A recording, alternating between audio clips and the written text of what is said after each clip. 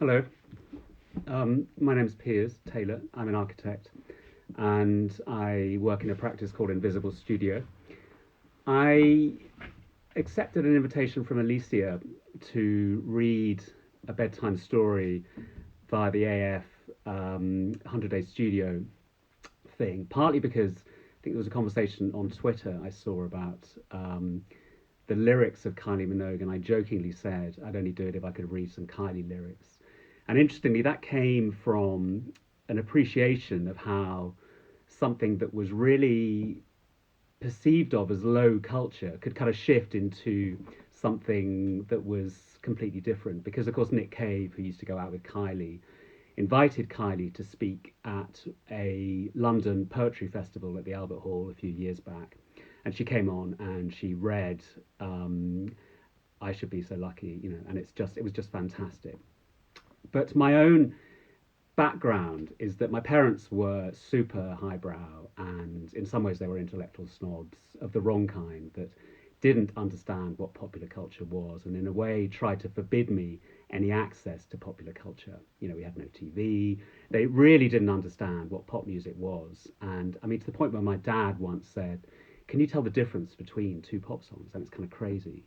So they really didn't understand popular culture. And in some ways, that made me love pop culture, popular music even more. And in a way, I think as a kid, and I was obsessed by pop music, and as an adult, that stayed with me. And I love music, and I have music around me all the time when I'm driving, when I'm traveling, when I'm running, when I'm walking, whatever. I also, rather embarrassingly, love digital music because you have the whole world at your fingertips all the time.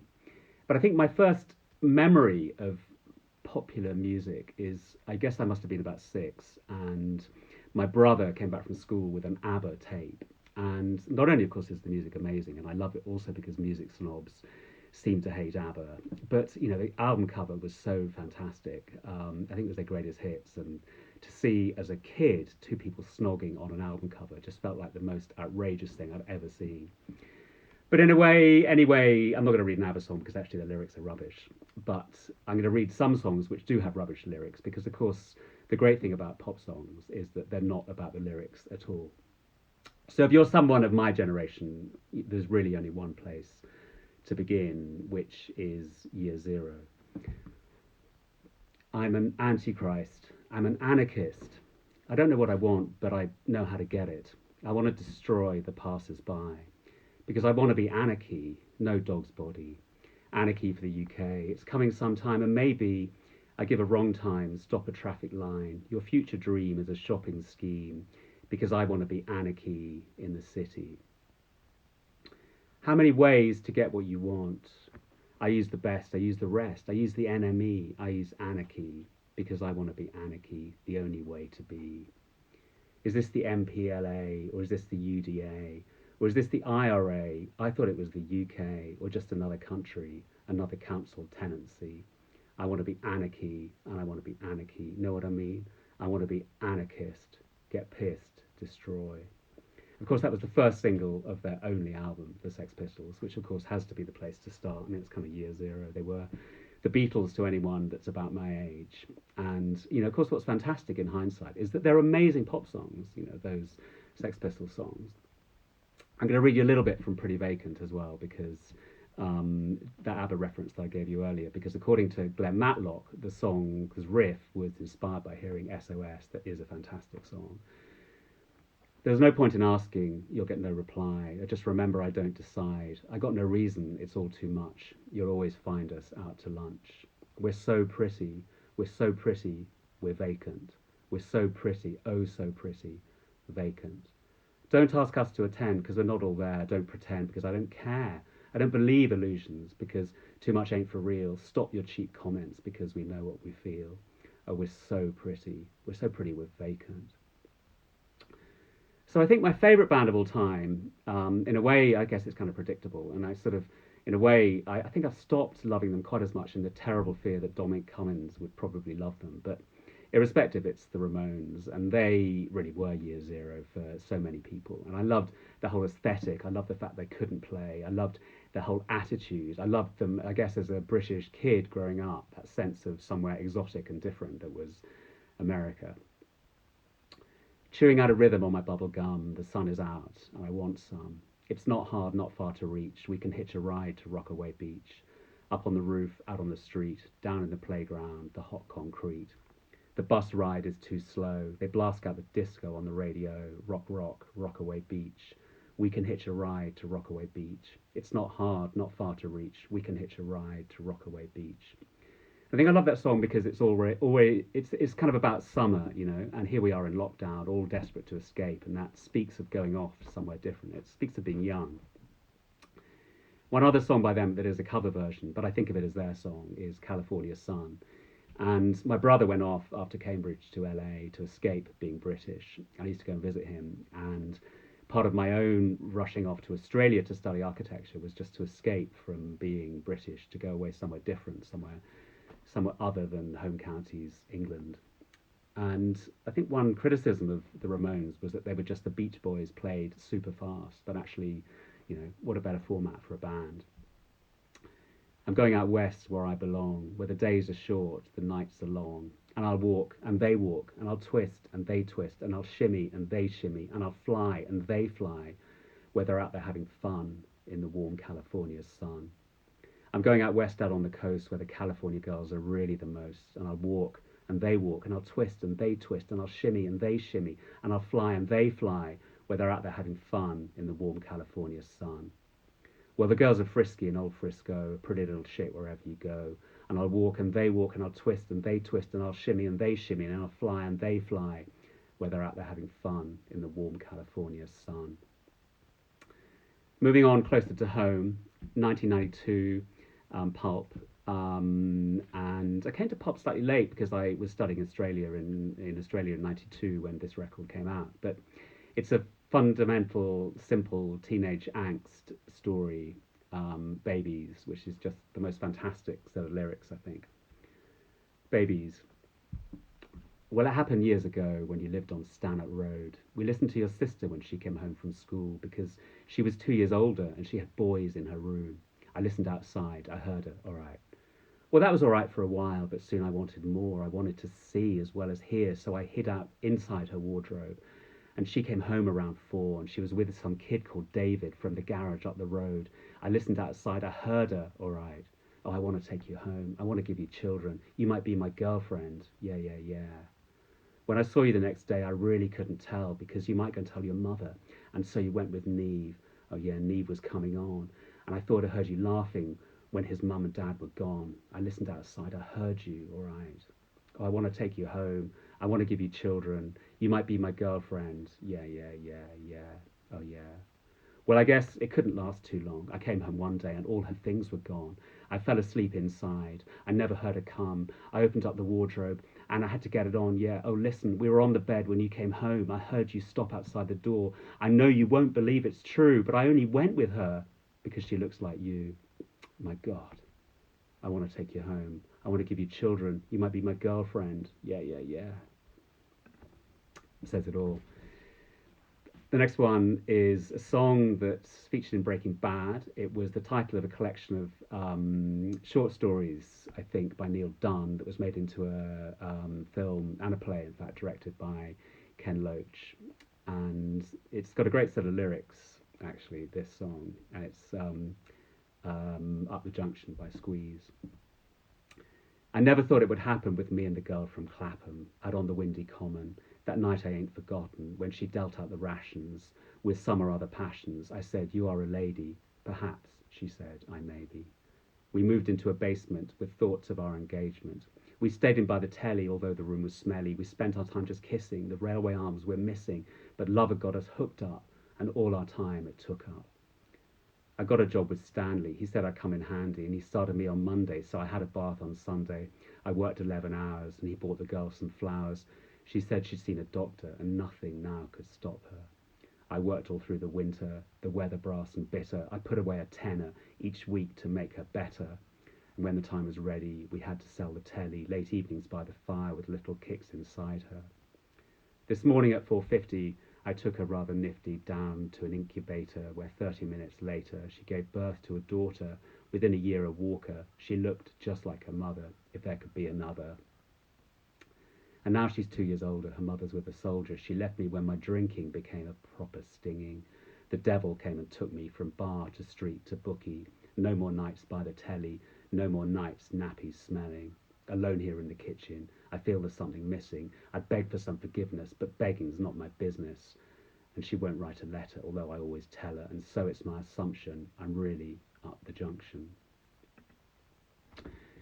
The next artist I do have a slight obsession with. I mean, I guess like every middle-aged man. And in a way, I think he's still misunderstood because Bob Dylan, I heard someone described as kind of hippie. But in fact, I think Dylan was far more punk than punk. And my only thing that I've ever achieved is winning Mastermind.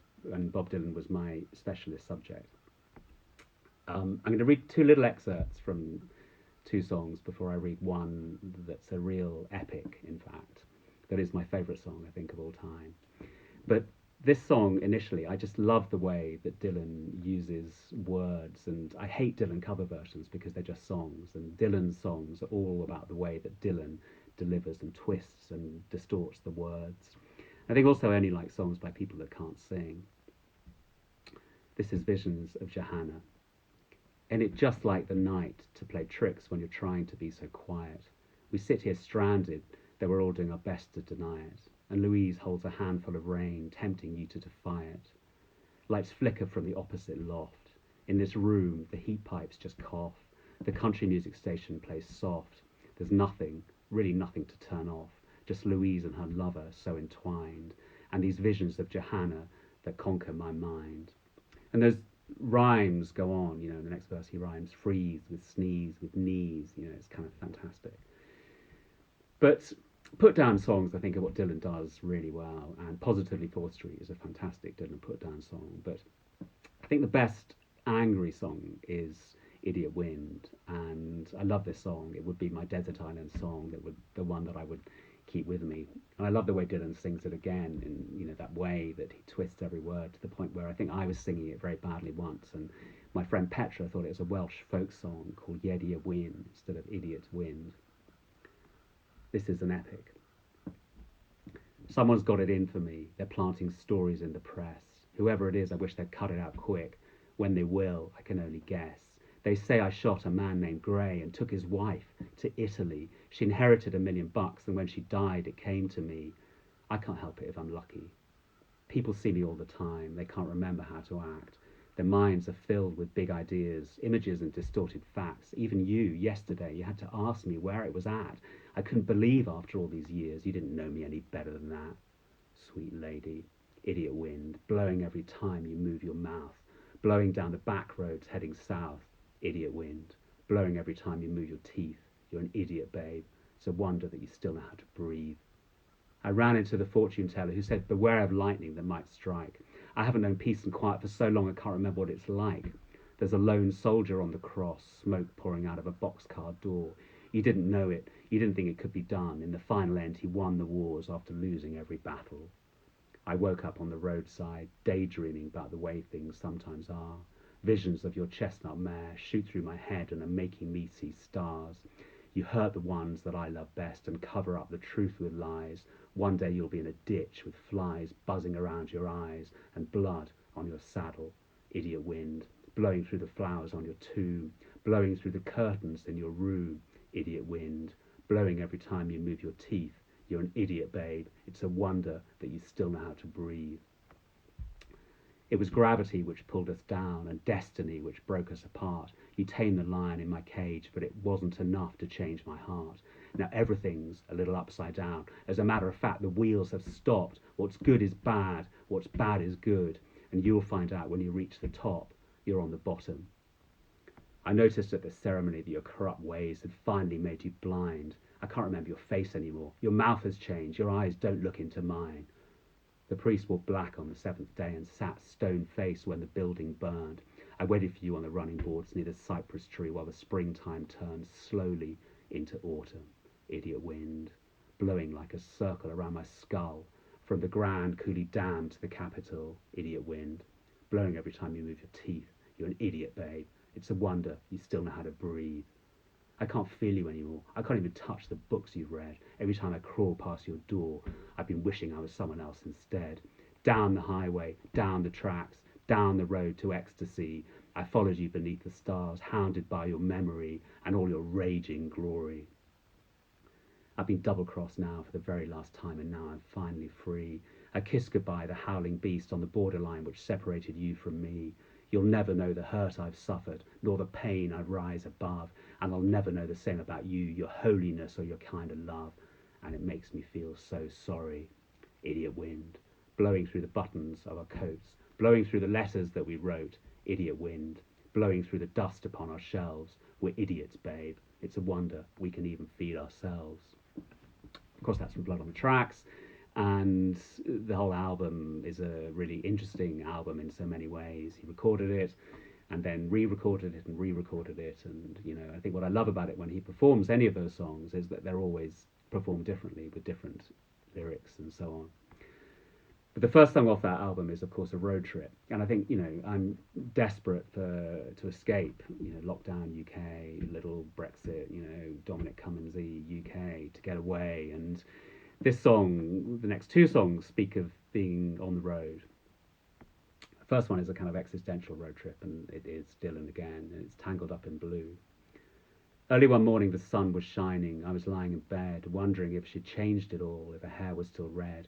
Her folks, they said our lives together sure was going to be rough. They never did like Mama's homemade dress. Papa's bank book wasn't big enough.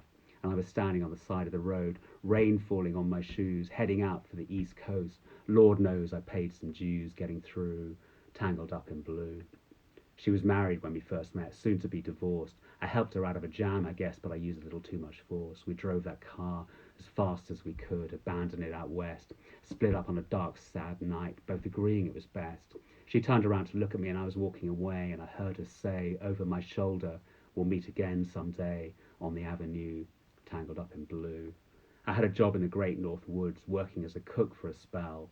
I never did like it all that much, and one day the axe just fell. So I drifted down to New Orleans, where I was looking to be employed, working for a while on a fishing boat right outside of Delacroix. But all the while I was alone. The past was close behind. I'd seen a lot of women, but she never escaped my mind, and I just grew tangled up in blue.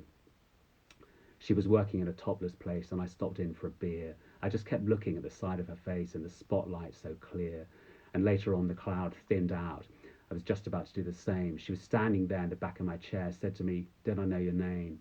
I muttered something under my breath. She studied the lines on my face. I must admit I felt a little uneasy when she bent down to tie the laces of my shoe, tangled up in blue. She lit a burner on the stove and offered me a pipe. "I thought you'd never say hello," she said. "You look like the silent type."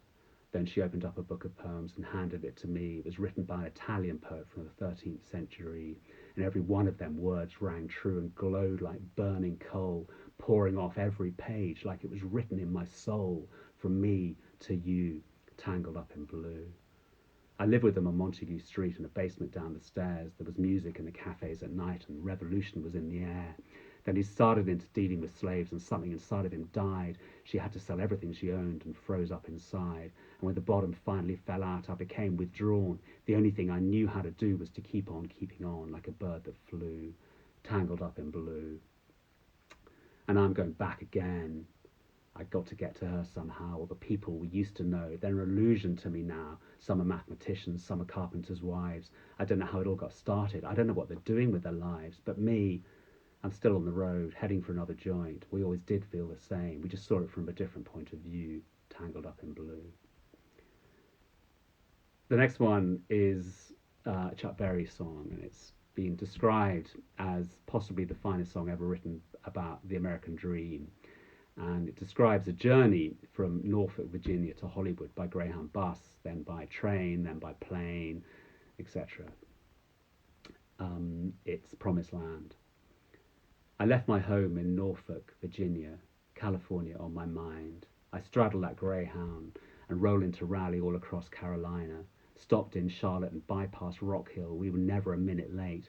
We were 90 miles out of Atlanta by sundown, rolling out of Georgia State. We had motor trouble and it turned into a struggle halfway across Alabama, and the hound broke down and left us all stranded in downtown Birmingham. Right away, I bought me a through train ticket riding across Mississippi clean, and I was on that midnight flyer out of Birmingham smoking into New Orleans. Somebody help me get out of Louisiana. Just help me get to Houstontown. There are people there who care a little about me, and they won't let the poor boy down. Sure as you're born, they bought me a silk suit, put luggage in my hands, and I woke up high above Albuquerque on a jet to the promised land, working on a T-bone steak a la carte, flying over to the Golden State, and when the pilot told me in 13 minutes we'd be heading in the terminal gate. Swing low chariot, come down easy, taxi to the terminal zone, cut your engines, cool your wings, and let me make it to the telephone. Los Angeles, give me Norfolk, Virginia, Tidewater 41009. Tell the folks back home this is the promised land calling, and the poor boy's on the line. The next song is a song by Marquis Smith of The Fall. And The Fall, I really struggled to find a song that I could read, I think. And I love The Fall, of course, as anyone should. I mean, they are the band, really. And, you know, when Mark Smith died, I thought, how can anyone do what he has done, you know? Of course, The Fall were named after an Albert Camus novel. He was a docker. And the band just went through so many iterations to the point where once he just said, it was me and your granny on bongos, it's The Fall. The Hex Induction Hour is an album which I love because it's so lo-fi, and again, it's just so abrasive and homemade, and, you know, it was what Smith described as a reaction to the contemporary music scene. He said, a stand against the bland bastards like Elvis Costello and Spandau Ballet and all that shit. Winter, entrances uncovered, street signs you never saw, all entrances delivered, courtesy Winter. You got Manny in the library working off his hangover at 3:30. You get the spleen at 3:15, but it's 3:13. The mad kid walked left side, south side towards me. He was about 7. His mother was a cleaning lady. She had a large black dog, and the mad kid said, "Give me the lead, give me the lead, give me the lead." I just walked past the alcoholic's dry-out house. The lawn was littered with cans of Barbican. There was a feminist Austin Maxi parked outside with anti-nicotine, anti-nuclear stickers on the side. On the inside, and they didn't even smoke. Anyway, 2 years before the mad kid had said to me, "I'll take both of you on." Then he seemed the young one. He had a parka on and a black cardboard archbishop's hat with a green fuzz skull and crossbones. He'd just come back from the kids' party, and then he'd seen the young one, but now he looked like the victim of a pogrom. Entrances uncovered, street signs you never saw, all entrances delivered, courtesy Winter. The next is a song which I always loved. It's in the Royal Tenenbaums Wes Anderson film, along with the Ramones song, actually. And it's the Nico song. And I have to confess, I never knew that it was written by Jackson Browne, I think when he was about 16. But Nico recorded it in 1967. And again, it kind of makes me think of traveling. And it's so kind of world-weary and full of yearning. I've been out walking. I don't do too much talking these days. These days I seem to think a lot about the things that I forgot to do. And all the times I had the chance to. I've stopped my rambling. I don't do much gambling these days. These days I seem to think about how all the changes came about my ways. And I wonder if I'd see another highway. I had a lover. I don't think I'll risk another these days. And if I seem to be afraid to live the life I have made in song, it's just that I've been losing so long. I've stopped my dreaming. I won't do too much scheming these days. These days I sit on cornerstones and count the time in quarter tones to 10. Please don't confront me with my failures. I've not forgotten them. So that was melancholic. This one is incredibly cheerful. It's the Dury. Why don't you get back into bed? Reasons to be cheerful, part 3.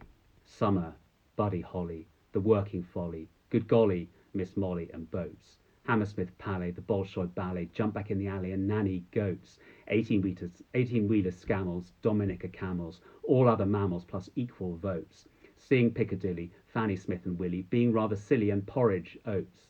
A bit of grin and bear it, a bit of come and share it, you're welcome, we can spare it, yellow socks, too short to be haughty, too nutty to be naughty, going on 40, no electric shocks. the juice of a carrot, the smile of a parrot, a little drop of claret, anything that rocks. Elvis and Spotty, the days where I ain't spotty. Sorry, that was Elvis and Scotty, the days where I ain't spotty, sitting on a potty, curing smallpox. Reasons to be cheerful, part 3. Health service glasses, gigolos and brasses, round or skinny bottoms, take your mum to Paris, lighting up a chalice, Wee Willie Harris, Bantu Stephen Biko, listening to Rico, Harper Groucho Chico, cheddar cheese and pickle, a Vincent motorcycle, slap and tickle, Woody Allen, Dali, Dominitri and Pascali, Balla Balla Balla and Volari, something nice to study, phoning up a buddy, being in my nuddy, saying okie dokie, sing along a smoky, coming out a chokey, John Coltrane's soprano, A.D. Celentino, Bonacciolino, Reasons to be Cheerful, part 3. New Boots and Panties was actually the album I really loved by Dury, and curiously it was a commercial flop when he recorded it, and I think to the point where certainly it was difficult to get a record company to put it out. The cover photograph is fantastic, and I think the album title came from Dury's habit of buying clothes, all of his clothes secondhand, apart from, of course, his new boots and panties. This is Sweet Jean Vincent, who was his favourite artist. Blue jean, baby, skinny white sailor, the chances were slender, the beauties were brief. Shall I mourn you decline with some Thunderbird wine and a black handkerchief? I miss your sad Virginia whisper. I miss the voice that called my heart. Sweet Jean Vincent, young and old and gone. Sweet Jean Vincent. Who slapped John? White first, black, white face, black shirt, white socks, black shoes, black hair, white strap, bled white, dyed black. Sweet Jean Vincent, let the blue cats roll tonight. At the sock hop ball in the Union Hall, where the bop is their delight. Here come Duckdale Danny, dragging Uncanny Annie. She's the one with the flying feet. You can break the piece, Daddy, sickle grease, and the beat is reek complete. And you jump back, honey, in the dungarees, tight sweater and a ponytail. Will you guess her age when she comes backstage? The hoodlums bite their nails. Black gloves, white frost, black crepe, white lead, white sheet, black night, jet black, dead white. Sweet Jean Vincent, there's one in every town. And the devil drives till the hearse arrives and you lay that pistol down. Sweet Jean Vincent, there's nowhere left to hide, with lazy skin and ashtray eyes, a perforated pride. So farewell, Mademoiselle Knickerbocker Hotel, farewell to money owed, but when your leg still hurts and you need more shirts, you got to get back on the road. I've only really got time for one more now. I did have hope I could read the Pogues and Frank Zappa and the Idols even. I was going to read Danny Delco, that of course is just fantastic, but because this whole thing started with Kylie, I think I need to finish with a Kylie song. In my imagination, there is no complication. I dream about you all the time. In my mind, a celebration, the sweetest of sensation, thinking you could be mine. In my imagination, there is no hesitation. We walk together, hand in hand. I'm dreaming you fell in love with me, like I'm in love with you, but dreaming's all I do. If only that'd come true. I should be so lucky. It's a crazy situation, you keep me waiting, because it's only make-believe, and I would come a-running to give you all my loving if one day you would notice me. My heart is close to breaking, and I can't go on faking that fantasy that you'll be mine. I'm dreaming that you're in love with me like I'm in love with you, but dreaming's all I do, if only they'd come true. Night, everyone.